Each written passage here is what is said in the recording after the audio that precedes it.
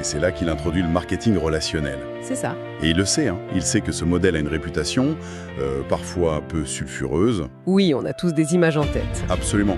Mais il nous demande de mettre les préjugés de côté et de l'analyser non pas comme un plan pour devenir riche rapidement, mais comme un système éducatif, un incubateur d'entrepreneurs. Et c'est là que son analyse devient vraiment unique.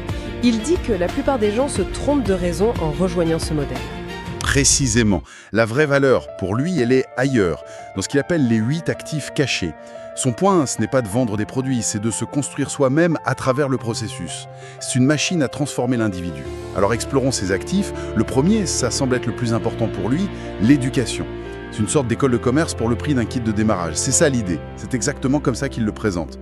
L'actif numéro 1, c'est une éducation pratique. On est confronté directement à la vente, à la communication, à la gestion du rejet, de la peur. C'est une école du monde réel, pas de la théorie. D'accord pour l'éducation, mais ensuite, il parle de la puissance du réseau, du cercle d'amis. En quoi c'est un actif commercial ? C'est un point fondamental.